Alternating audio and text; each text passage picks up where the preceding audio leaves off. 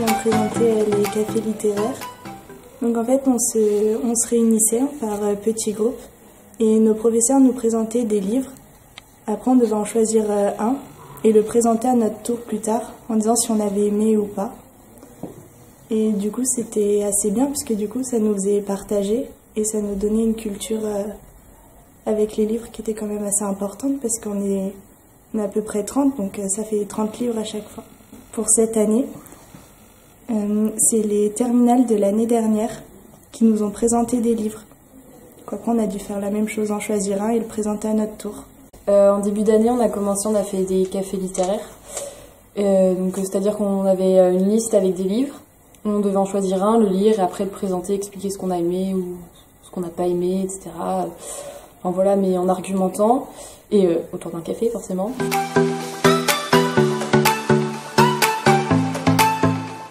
On a aussi participé à un concours de nouvelles.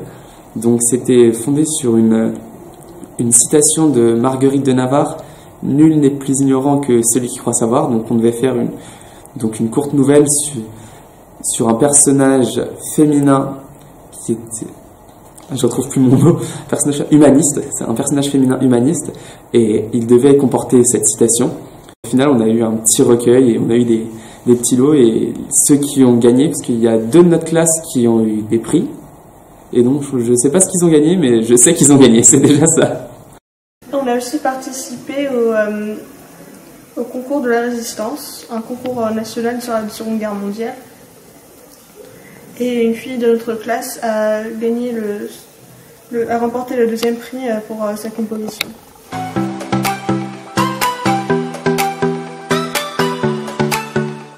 Donc la première année, on a fait une résidence d'artistes. Donc on a travaillé en partenariat avec un groupe de métal, Trépalium. Donc on a organisé leur concert donc à la salle de spectacle de Mel. Donc certains, les musiciens sont allés jouer avec eux sur scène, d'autres ont organisé, d'autres ont fait une exposition sur le métal. Donc personnellement, je faisais partie de l'équipe d'organisation. Donc on est allé à la radio de Mel, des 4B, pour faire un peu la promo. On a fait une petite interview, on a interviewé notamment les membres du groupe. Donc ça nous a pris la moitié de l'année, c'est vrai que ça a duré jusqu'au mois de mars.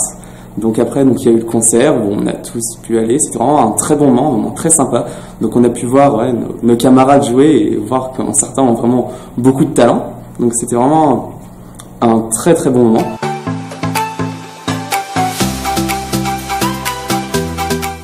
On a disparu en plusieurs groupes. L'un est parti à la médiathèque et l'autre à la librairie, comme je disais. Et donc on a vu comment ça se passe dans une librairie, les différentes fonctions, et plus du côté administratif, autre que juste vendre des livres. Voilà. Et donc pareil à la médiathèque. On a vu après tout ce qu'il y avait de possible à faire là-bas, les différentes améliorations techniques, donc des livres pour enfants interactifs. Donc au début de l'année, on est parti pour 3 jours à Perpignan. Donc on allait voir des camps en France. Donc on est d'abord passé par Sainte-Livrade, où on a vu un camp de rapatriés de la guerre d'Indochine. Et donc c'est vrai qu'on apprend des populations françaises qui vivaient là-bas, des métis comme disent, des soldats français qui s'étaient mariés avec des femmes vietnamiennes, si on peut. Ouais, à cette époque c'était plutôt l'Indochine. Et donc, il y avait eu des enfants, et donc ces enfants, ils étaient français, et donc on les a rapatriés alors qu'ils avaient toujours vécu là-bas, donc on les a un peu arrachés à ce qu'ils avaient toujours connu, à leurs racines. Et c'était vraiment quelque chose de très intéressant parce que du coup, on a pu parler à des personnes qui ont vécu là-bas, qui ont même vécu le rapatriement, qui ont vécu le déracinement de leur pays. Et donc, ouais, c'était vraiment aussi une très grande ouverture culturelle et aussi sociale. Puis au retour, on a fait des carnets de bord en groupe pendant les heures de culture, qui ont pris différentes formes telles qu'une boîte à souvenirs, un carnet électronique, une banderole de photos, qui ont ensuite été exposées pendant les portes ouvertes. Donc l'année dernière, on est parti à Londres une semaine. On a été hébergés dans des familles anglaises, donc ça nous a permis d'améliorer notre anglais. Et c'était une bonne expérience parce qu'on a beaucoup travaillé sur ce projet en amont. Et donc, on a consacré beaucoup de cours de culture à travailler sur les visites puisque nous étions en quelque sorte acteurs de notre voyage. Et donc, nous avons nous-mêmes guidé le groupe dans les différentes visites des différents monuments. Donc, on a visité des musées, le théâtre de Shakespeare, on a visité la ville, le quartier des affaires et l'abbaye. Et ce qu'on peut retenir de ce voyage, c'est que ça a été une très bonne expérience culturelle, notamment pour ceux qui n'ont jamais mis les pieds en Angleterre ou même à l'étranger. Et ça nous a permis aussi de réutiliser des connaissances dans des créations que nous avons fait en culture en revenant, notamment des vlogs, des albums photos ou encore des carnets de bord. Oui, on a vu le British Museum, c'est un peu bête de dire ça, mais c'est un peu comme le Louvre en France, c'est vraiment un très très grand musée où il y a tout, c'est découpé par quartier en fonction de ce que vous voulez visiter. Donc vous avez un quartier sur l'Égypte ancienne, un quartier sur la Mésopotamie, un quartier sur le Japon et sur la Grèce. Et donc c'est vrai que ça permet un peu une sorte de voyage dans le temps. Et c'était vraiment un super musée, il était vraiment très très beau. Et oui, ça permet aussi de découvrir le mode de vie dans un autre pays parce qu'on était dans des familles, on a été accueillis pendant une semaine dans des familles. Donc ça permettait de manger à leurs heures, voir comment eux ils vivent, comment on vit dans un autre pays, et donc découvrir un peu toute cette culture étrangère. On a fait des visites par exemple au quartier de Camden Town, qui est un espèce de grand marché à ciel ouvert. Il y a beaucoup de touristes et ouais, on a dépensé beaucoup d'argent et c'était vraiment très bien. Mais il y avait vraiment aussi un gros moment culturel. Par exemple, on allait voir le Shakespeare Globe Theatre.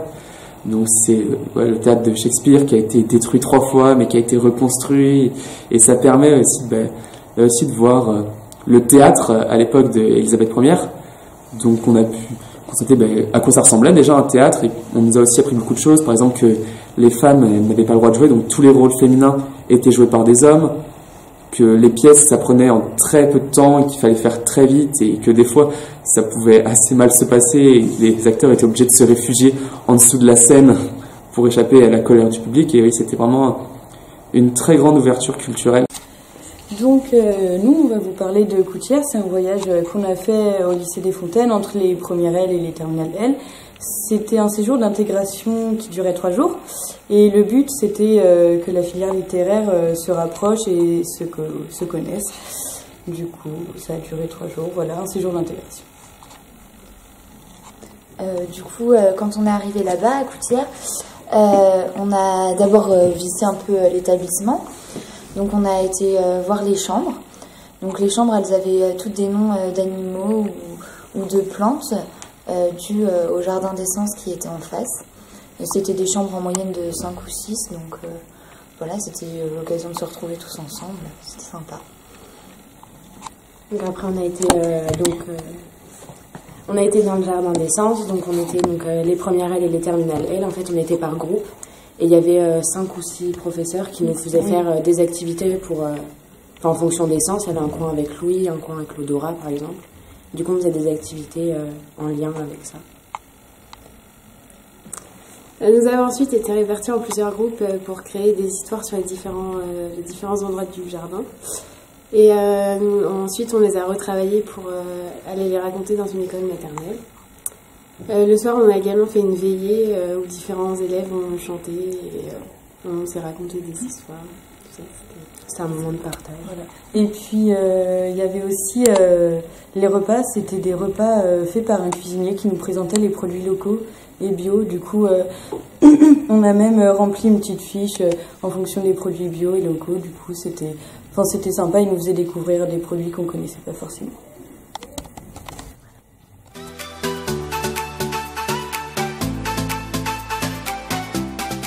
Après, on est allé dans différentes classes de seconde et de terminale pour demander ce qu'ils pensaient un peu de la filière.